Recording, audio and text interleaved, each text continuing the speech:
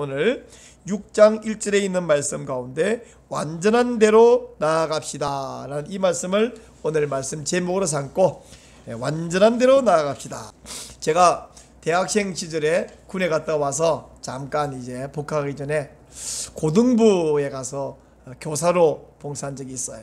그때 이 지금이나 이보다 조금 더 가을이 됐을 때, 한때 가을인데 고등학생들 데리고 이제 부산에 있는 한 보육원을 갔는데 여기는 장애 아들을 이렇게 수용하는 그런 곳이었어요. 우리 함께 가서 예배드리고 가지고 간 선물 나눠주고 간식도 나눠주고, 우리 학생들은 또 아이들 앞에서 율동도 하고 찬양도 하고 또 막 아이들과 놀아주고 이렇게 하고 있을 동안에 원장님이 우리 교사 몇 사람을 데리고 시설을 이렇게 소개를 해 주었어요.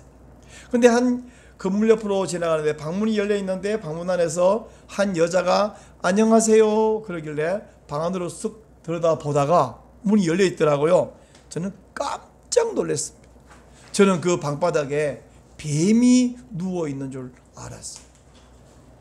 한 여자가 있는데 키는 너무 작고 몸은 아주 얇고 힘이 하나도 없어가고 방바닥에 찰싹 붙어갖고 고기만 이렇게 들고 있는데, 원장님이 저 아가씨가 나이가 20살이다 이렇게 소개를 해주고 지나갔어요. 원장님은 대수롭지 않게 지나가는데요, 저는 그 모습을 잊을 수가 없는 거예요. 지금 수십 년이 지난 지금도 그 생각을 잊을 수가 없는 거예요.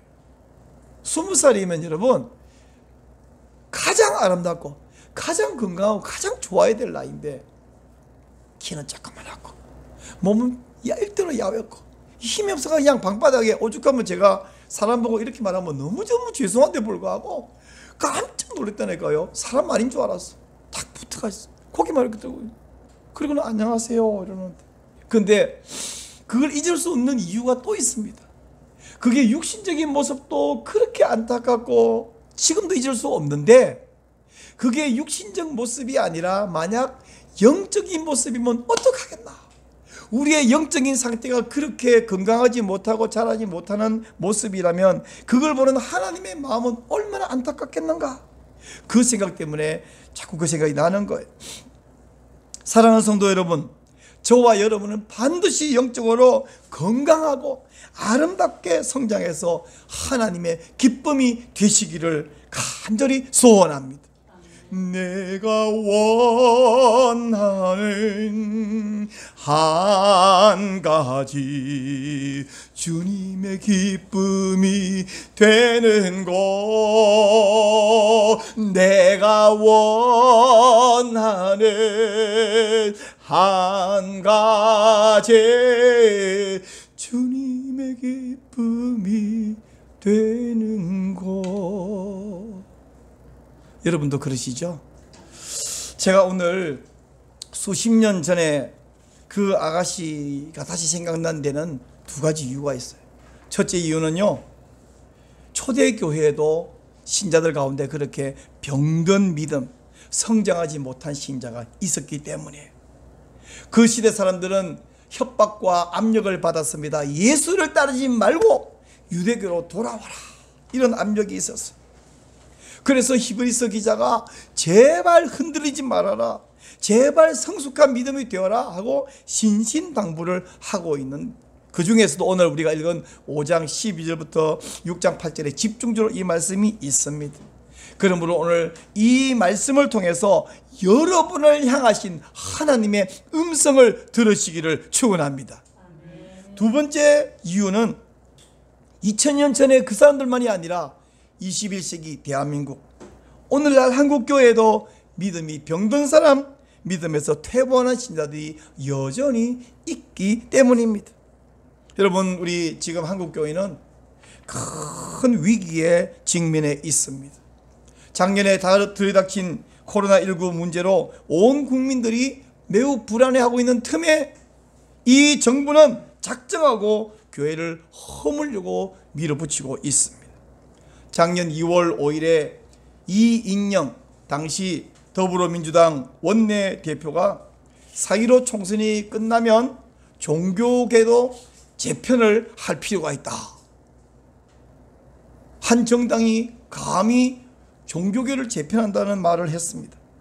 그러더니 총선이 끝나고 몇 달 후 7월 8일이었어요. 정세균 그 당시 총리가 중대본 회의에서 교회의 소규모 모임과 행사에서 우리나라 감염 사례의 절반이 나왔다, 이렇게 이야기를 했어요.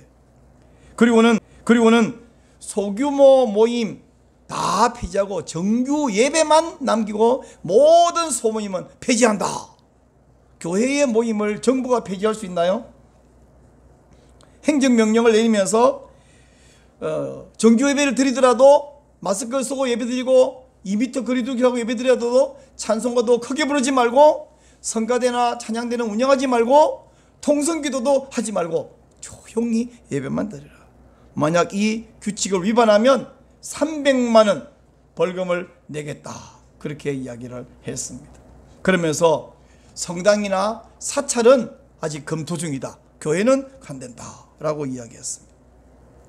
여러분, 어떻게 정세균 총리는 이렇게 교회에 대해서 찬송가, 성가대, 찬양대 또 통성기도까지 이렇게 정확하게 아냐 그러면 그분이 서울의 모 교회의 안수 집사이기 때문에 교회에 대해서 속속들이 잘 아는 거예요. 그리고는 작년 8월입니다.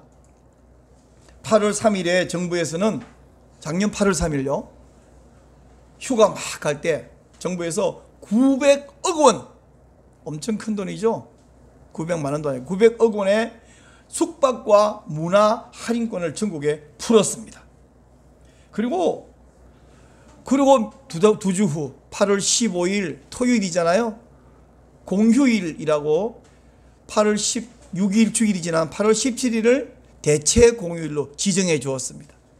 그랬더니 8월 15, 16, 17, 3일 동안 전국에 휴가 인파가 200만 명이 움직였습니다. 그 중에서 부산 해운대와 광안리, 송정 등의 바닷가에는 100만 명이 인파가 몰렸어요. 근데 여러분, 정말 신기한 일이 벌어졌어요. 해운대, 광안리, 송정에 100만 인파가 3일 동안 왔다 가는데 한겨레 신문에서 보도했습니다. 코로나 감염 제로, 단 한 명도 없다. 와, 신기한 일이에요. 어떻게 100만 휴가 계획하는데 한 명의 감염자가 없는지 비결이 너무 신기합니다. 근데 문제는 그 똑같은 기간에 특별히 8월 15일 토요일에 광화문, 세종로 또 을지로 등에 약 2만 명이 모여서 대정부, 반정부 집회를 가졌는데 여기서 어마어마한 숫자의 확진자가 나온 거예요. 와, 어떻게 똑같은 대한민국 사람인데 부산 바닷가에서는 그렇게 감염자가 하나도 없는데 광화문시 이렇게 많았는가. 그래서 그 당시 노영민 대통령 비서실장입니다. 노영민 대통령 비서실장이 광화문 집회 참석자는 살인자들이다, 이런 발언을 했어요. 광화문에 누가 코로나균을 가져다가 막 분사를 막 살포를 했을까? 왜 그렇게 됐을까? 그리고 광화문 집회의 주동자가 정광훈 목사라고 해서 정세균 총리가 8월 19일에 대국민 담화문을 발표하면서 이제부터는 정규 예배도 허용했는데 오늘부터는 대면 예배 전면 금지다. 이렇게 모든 예배는 금지한다. 오직 비대면으로만 예배를 드려라. 그래서 우리 여러분, 제가 집사님 교회 오지 마세요 그랬잖아요, 그죠? 와, 목사가 성도 보고 교회 오지 마세요, 전화해서 오늘 교회 오지 마세요, 다음 주도 교회 오지 마세요, 이런 이야기를 해요. 근데 엊그저께 황교안 전 총리가 말했습니다. 헌법 제20조에 종교의 자유가 있는데 대면 예배 금지라는 것은 이건 본질적으로 종교의 자유를 침해하는 위헌이라고 이야기했습니다. 정세균 그런 이야기하자 우리 진보 기독교 단체라 부르는 NCCK나 또는 기독교 장로회 측에서 또 일부 목사가 현수막을 내걸고 교회가 죄송합니다, 교회가 이래서 죄송합니다, 이렇게 대국민 사과를 했습니다. 그랬더니 사람들이 역시 교회가 겸손하고 책임질 줄 아네, 이래서 이미지가 좀 좋아졌나 하면 오히려 그때부터 우한발 코로나는 졸지에 교회발 코로나가 되어버렸어요. 여러분 우한발이라는 말을 쓰면 안 된다 그래서 처음부터 우한 폐렴 그러다가 며칠 안 가고 이름을 싹 바꿔서 코로나19 이렇게 이름을 바꿨는데 대구발 코로나, 신천지발 코로나, 그리고 이제는 교회발 코로나. 우한발 코로나는 인권 문제가 있는데 교회발 코로나는 인권 문제가 없는 거 있죠. 그때부터 졸지에 코로나는 교회가 원흉이 되고 교회가 K방역의 실패의 책임을 다 뒤집어 쓰고 말았습니다. 이정훈 교수가 빅데이터 분석을 했는데 보니까 언론에서 350만 건, 그 중에 5,500만 단어로 이 교회발 코로나, 교회가 죄송합니다 이런 용어들을 막 퍼부었어요. 여러분 5,500만 단어를 퍼부었어요. 350만 건의 언론에 노출됐어요. 그랬더니 교회의 신뢰도가 그동안 32%였다가 졸지에 21%로 급락했습니다. 이미지가 좋아진 것이 아니라 신뢰도가 급히 추락해 버렸어요. 그때부터 사람들은 교회당이 코로나 공장이고 목사가 복음 전하는 사람이 아니라 코로나 전파자인 줄로 알고, 심지어 성도들 중에서도 어이구 교회 오면 코로나 걸린다, 교회를 멀리하는 사람이 생겨났어요.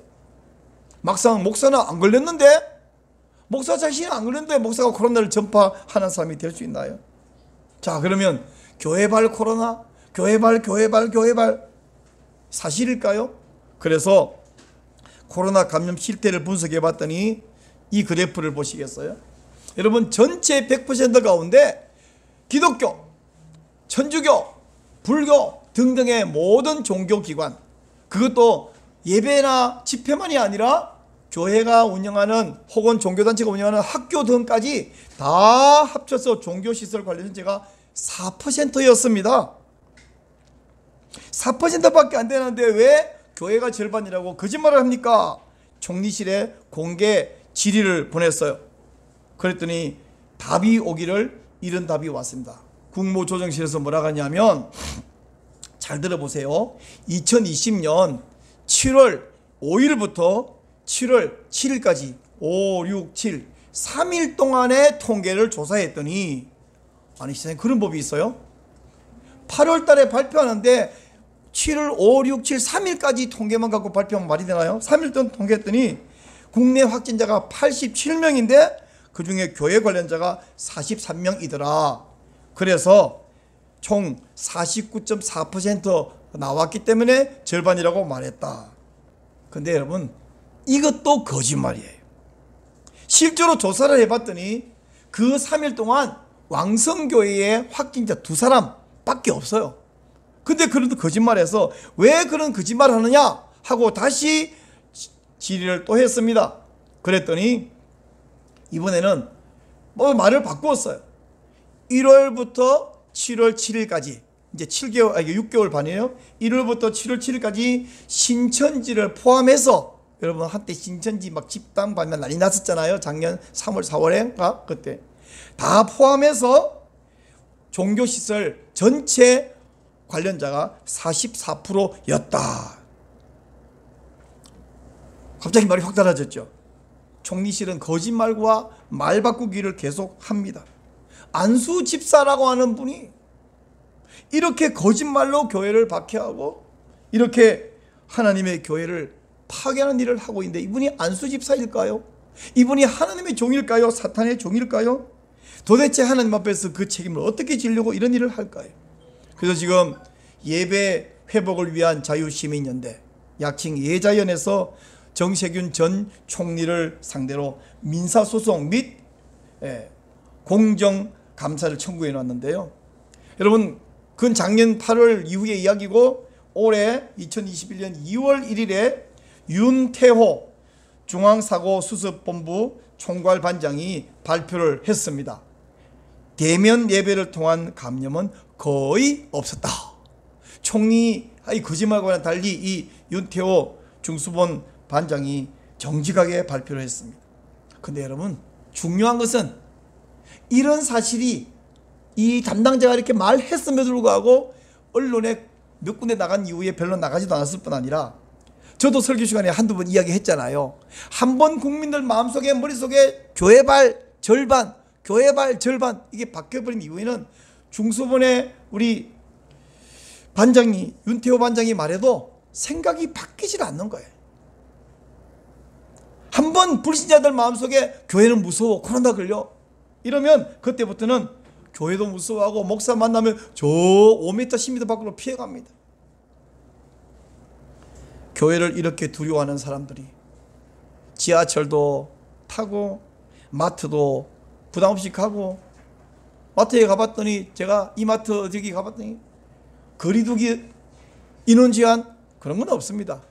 그냥 왜 그러면 거기는 편안하게 가냐 하면 언론에서 지하철 발 이런 말을 안 하거든요. 마트 발 이런 말 안 하거든요. 여러분 만약에 어느 지하철 입구에서 나오는 분들을 100명을 무작위로 잡아서 PCR 찍어서 검사하면 어떤 결과 나올 것 같아요? 저는 안 해봐서 말을 못하지만 제 짐작으로는 적어도 100명 하면 30명은 나온다고 믿습니다. 왜 그렇게 믿냐? 근거가 뭐냐면 작년 7월에 발표네요. 코로나 확진자 36%는 무증상이다. 그런가 하면 올해 4월 15일 발표네요. 일반인 확진자 중에 무증상 비율이 절반이다. 무증상이 작년에는 36%라더니 지금은 절반이라 그러잖아요. 그러면 확진자 중에 절반이 증상이 없다는 말은 지금 증상 없이 돌아다니는 많은 사람을 아무나 100명 잡아 모셔서 검사하면 어떻게 나오겠어요? 50%는 모르겠지만 30%는 나올 것이라고 저는 생각하는 거예요. 결국 감염은 돼 있다. 그러나 증상은 없다. 그래서 그냥 막 다닌다. 코로나 현상이 이와 같이 절반 이상이 무증상으로 돌아다니는데 그럼에도 불구하고 직장도 가야 됩니다. 전철도 타야 되죠. 마트도 가야 먹고 살죠. 병원도 가야 치료를 하죠. 식당에 가서 밥 먹죠. 그런데 교회는 무서워서 못 온다. 이건 코로나가 무서워서가 아니라 혹은 정부의 통제가 무서워서가 아니라 결국 믿음에 문제가 있는 것입니다. 예수님보다 처음부터 예수님은 이렇게 말씀하셨어요. 마태복음 10장 28절 몸은 죽여도 영혼은 능히 죽이지 못하는 자들을 두려워하지 말고 오직 몸과 영혼을 능히 지옥에 멸하실 수 있는 이를 두려워하라. 여러분 한번 읽겠습니다. 시작. 몸은 죽여도 영혼은 능히 죽이지 못하는 자들을 두려워하지 말고 오직 몸과 영혼을 능히 지옥에 멸하실 수 있는 이를 두려워하라. 우리가 코로나 걸려도 절반은 증상이 없고요. 증상 있는 사람 가운데서 열나고 목 아프고 머리 아프고 몸살 있고, 근데 그거 한 3, 4일 했다고 제 후배 하나 그러던데, 그리고 열흘쯤 지나면 검사하지 않고 그냥 다 내보낸대요. 왜 검사 안 하고 내보내냐고 했더니 한 열흘 지나면 다 항체가 생기기 때문에 검사할 필요가 없대.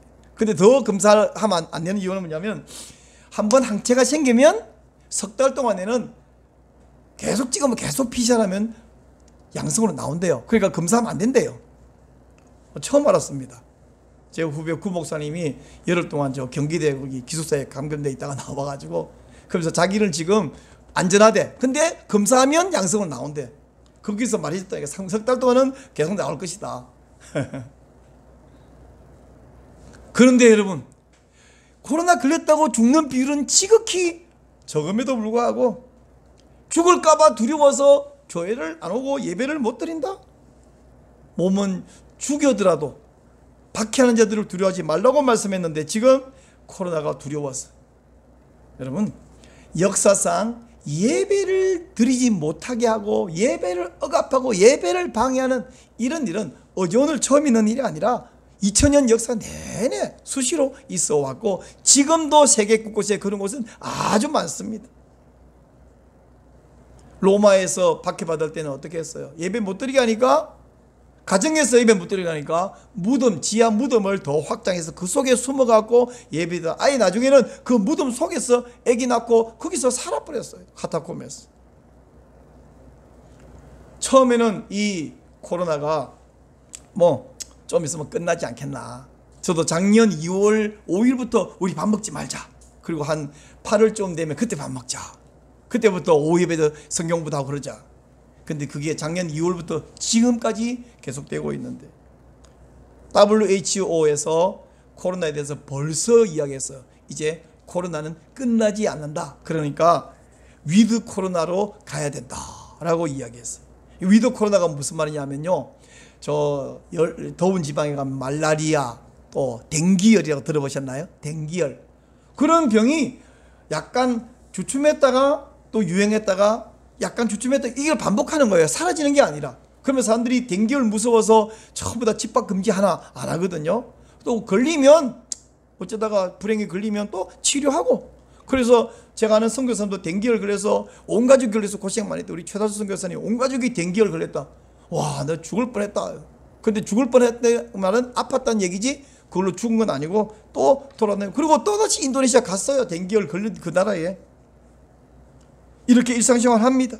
여러분, 우리나라 코로나 작년 1월부터 올해 8월 말까지 20개월 동안 코로나가 몇 명 걸렸냐 했더니 2348명이 걸렸더라고요. 근데 죽은 사람들 통계표를 보니까 어제 그제 금요일 저녁에 제가 찍었는데 9월 12일 사망자 전체 중에서 80세 이상 되신 노인이 1198명, 즉 51%가 이 노인들이에요. 자, 여러분, 80세 넘으면 뭐 죽어도 된다. 우리 어머니도 80 넘었는데 돌아가시면 안 되지. 지금 건강하셔야지. 근데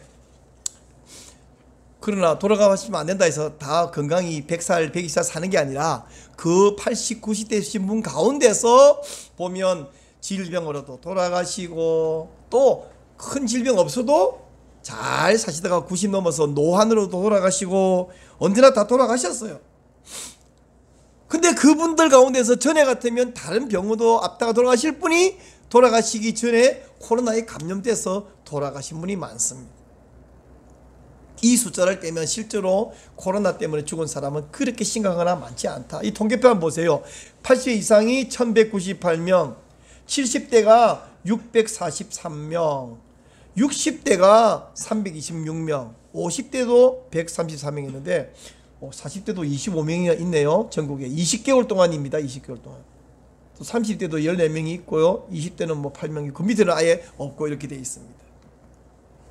그러므로 이 정도 숫자는 여러분 코로나로 더 죽었지만 다른 질병이나 다른 사고로도 늘 사람들이 죽고 있을 뿐 아니라 한 가지, 교통사고로 1년에 평균 약 6,000명이 죽고 있습니다. 매년 6,000명 정도 교통사고로 죽고 있는데 코로나로 20개월 동안 2,348명 사망했다고 이렇게 4단계 격리를 8주간 계속하고 있을 거라면 1년에 6,000명 죽는 교통사고를 생각하면 자동차를 전부 통제해버려야 되지 않겠어요? 이렇게 차가 많아갖고 사고 늘 나는데, 그리고 운전면허를 엄청나게 엄격하게 하거나 약간만 사고 내면 면허증을 다 취소해버려야 되지 않겠어요? 그러면 교통사고 6,000명 죽는 거 한 3분의 1로 줄여서 한 2,000명 죽어도 그것도 심각하겠네요? 그러나 그렇게 하지 않습니다. 이것이 죽어도 괜찮다가 아니라 이걸로 이렇게 경제도 교회 예배도 모든 인간관계를 다 통제할 일은 아니라는 것이죠. 그래서 지금 국민들 조사해 봤더니 9월 7일 조사네요. 올해 9월 7일 조사인데 국민 10명 중에 7명, 즉 70%가 위드 코로나로 가자. 이제 백신도 많이 맞았고 한데 이제 이렇게 통제하지 말고 본인에게 자유와 책임을 지우고, 감염이 되는 것도 본인 책임이죠. 아픈 것도 본인 책임이죠. 이제 위드 코로나로 가자 하고 국민들이 이렇게 통계표에 나와 있습니다. 여러분 어떻게 생각하세요? 위드 코로나 가고 내가 책임지는 게 좋겠어요? 국가가 통제하면 좋겠어요? 이젠 자유와 책임을 줘서 마스크 쓰고 손소독하고 조심하고 이렇게 나가야 됩니다. 이제는 학교로도 가야 되고요, 직장도 가야 되고요, 예배도 나와야 됩니다. 일상생활로 돌아와야 됩니다. 자, 근데 어느 날 위드 코로나로 갔다, 아니면 코로나가 싹 끝났다, 싹 끝나면 교인들 전부 교회로 다 돌아올까요? 그래야 되겠죠. 그럴 것 같죠? 아니요, 그럴 것 같지가 않습니다. 8월 13일 날 목회자들을 중심으로 조사를 했더니 목사님들이 이런 우울한 결과를 내놨습니다. 교인 약 30% 정도는 코로나 끝마치면 돌아오지 않을 것 같다. 결국 문제는 코로나가 아니고 믿음이 문제라는 것이에요. 자, 여러분, 코로나 끝난 이후에 70%는 교회로 돌아올 거지만 30%는 돌아오지 않는다고 한다면 여러분은 7대3 중에 어디에 서시겠어요? 지금 여기서 예배 드리신 여러분들은 7명에 포함되고요, 영상을 통해서 예배드리고 사모하는 마음으로 있는 여러분도 7명에 포함되겠지만, 그러나 3명도 있어요. 30%에 포함되는 사람도 있다는 거예요. 참과 거짓 싸울 때에 어느 편에 설 건가? 빛과 진리 사이에서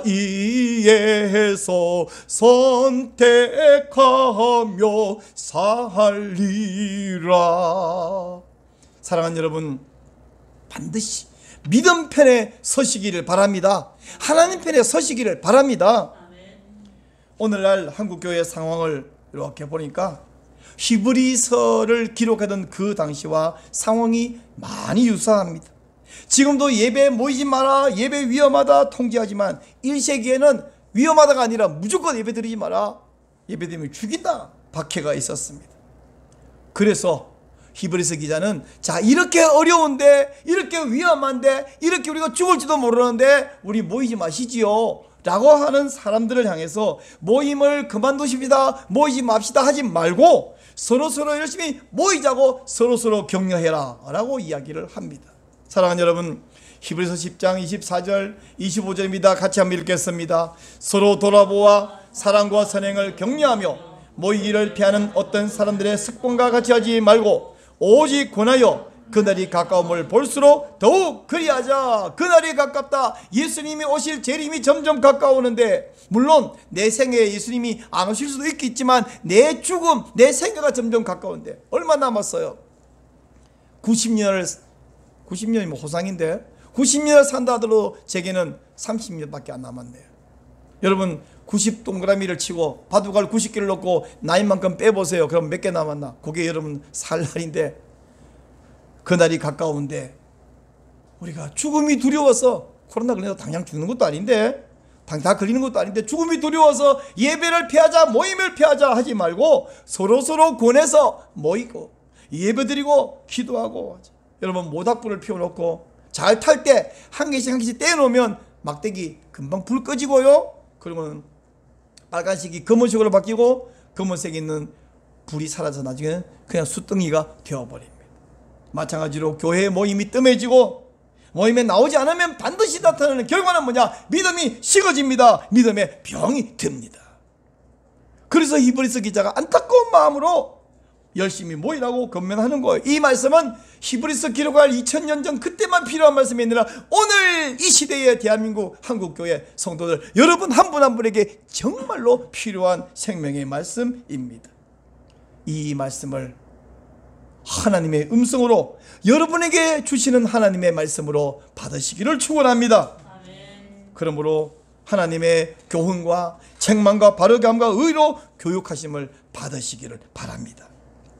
오늘 여러분에게 인시에서 나눠드린 이 히브리서 5장 보세요. 12절 말씀에 보면 이렇게 합니다. 여러분은 지금쯤 선생이 되어 있어야 마땅한데 누군가 다시 여러분에게 하나님 말씀의 초보 원리들을 가르쳐야 할 형편입니다. 그래서 여러분은 젖만 먹고 단단한 음식은 먹지 못하는 사람이 됐습니다. 여러분, 내가 지금 신앙생활한 것이 다른 사람 가르쳐서 다른 사람을 세워주고 붙잡아줘야 할 나이가 됐는데, 이 말은 뭐예요? 내가 벌써 결혼해서 애도 낳고 가정도 꾸리고 그렇게 아이를 잘 기를 만큼 나이가 됐는데 아직도 엄마 젖줘 이러고 있으면 되겠느냐 하는 이야기입니다. 6장 2절을 보세요. 6장 2절, 세례에 대한 교훈과 안수, 죽은 사람의 부활과 영원한 심판에 관한 교훈에 기초를 다시 닦지 말고 온전한 대로 나아갑시다 라고 말합니다. 여러분도 오래전에 세례를 받았습니다. 또 수년 전에 오래전에 벌써 서리 집사로 임명도 받았어요. 그런데 집사가 뭐예요? 집사, 자벌집 일사, 다시 말하면 책임진다는 거예요. 책임자. 뭘 책임집니까? 교회의 공동체를 책임집니다. 공동체라는 것은 눈에 보이지 않잖아요. 교회 안에 있는 다른 성도들까지 책임지고 믿음 약한 가족도 책임지고 서로 격려해서 세울 지도자가 되어야 할 나이가 벌써 됐는데 젖만 먹는 사람이 됐다. 초보자 되면 안 되죠. 회사 다닐 때 10년 됐는데, 군대에서 벌써 병장 됐는데 2등병보다 못하면 안 되죠. 회사 10년 됐는데 금방 한 달밖에 안 된 사람보다 못하면 안 되죠. 신앙생활 벌써 오래 했는데 아직 누군가에게 다시 기초를 배워야 될 신자면 안 되죠. 애가 태어나서 1년쯤 되면 젖을 떼고 그런 떼기 시작합니다. 한 3년만 지나면 음식 잘 먹죠. 뭐든지 먹습니다. 그리고 고기도 막 먹습니다. 근데 다른 애들은 막 학교 다니는데 얘가 여전히 엄마 젖죠 이러고 있으면 그 엄마 마음이 무너집니다. 신앙생활하는 여러분들 어떠세요? 오늘 말씀 보니까요, 6장 4절에 이런 말씀이 있어요. 한 번 비침을 받고 하늘의 은사를 맛보고 성령님과 함께하고 하나님의 선한 말씀과 세상의 능력을 맛보고도 타락한 사람은 회개에 이르도록 할 방법이 없다라고 이야기하는데, 이 말은 교리가 아니에요. 한 번 믿다가 타락한 사람은 다시 회개 안 합니다, 이런 교리가 아니고, 이 무슨 말이냐면 이 정도로 가르쳤고 이 정도로 믿음 생활을 했고 이 정도로 성령의 능력을 체험했고 이 정도로 하늘의 은사를 맛보았고 이 정도로 해왔는데, 그런데도 불구하고 알 것 다 아는 사람이, 안수 집사라는 사람이, 서리 집사라는 사람이 타락하면 그 사람을 설득할 말이 없다. 그 사람을 회개시킬 방법이 없다. 그렇지 않습니까 여러분? 권사쯤 되는 분이 신앙생활 제대로 안 하면 목사가 그 사람이 무슨 말 해줘야 돼요? 뭔 말하면 다 알아요. 안수 집사인데 그 사람이 내가 뭔 말하면 다 알아요. 그래서 히브리서 기자는 그런 사람을 바꾸어 놓을 길이 없다라는 거예요. 이게 교리가 아니라 현실이 그렇다는 이야기입니다. 그래서 7절 8절에 이렇게 말합니다. 땅이 자주 내리는 비를 흡수해서 곡식을 내고 채소를 내면 그 땅은 복을 받지만 그 땅이 가시와 엉겅퀴를 내면 쓸모없어서 불사람이 되리라. 이 불사람이 되리란 말은 다른 뜻입니다. 여러분, 땅을 누가 불살라 버리나요? 그 가시를 불살라 버리지. 땅을 불살라 버린다면 무슨 말이냐면 벌써 이 말 속에 지옥 형벌을 포함하고 있고, 이것은 땅 이야기가 아니라 사람 이야기입니다. 여러분, 사람이 땅과 비교해 봅시다. 땅이 하늘에서 내리는 비를 받았으면 곡식과 채소를 내야 되듯이 여러분 성도에게 하나님 말씀이 선포됐습니다. 많이 들었습니다. 그렇다면 믿음이 성장해야 되고 신자답게 살아야 되고 집사답게 살아야 되고 다른 사람을 격려하고 세우고 전도하고 기도해주고 함께 챙겨 나가야 되는 사람이 되어야 되는데, 오히려 쓸모없는 가시나 엉겅퀴를 내는 땅처럼 그런 상태가 되어버리면 어떠냐? 불사람이라는 말은 영원한 형벌, 지옥 심판이 임할 것이라는 이야기입니다. 그러므로 어떻게 하자고요? 6장 2절 말씀대로 기초를 다시 닦지 말고 초보를 다시 배우지 말고 이제 거기서 뒤로 가지 말고 완전한 대로 나아갑시다. 성숙한 대로 성숙한 믿음이 됩시다 하는 이야기예요. 사랑하는 여러분, 말씀을 맺겠습니다. 충분히 배웠잖아요. 더 어쩌면 안 배워도 될 만큼 많이 공부했잖아요. 설교 들었잖아요. 하나님의 능력과 은혜도 누렸잖아요. 이제 뒤로 퇴보하지 말고 완전한 대로 성숙한 대로 나아가시기를 바랍니다.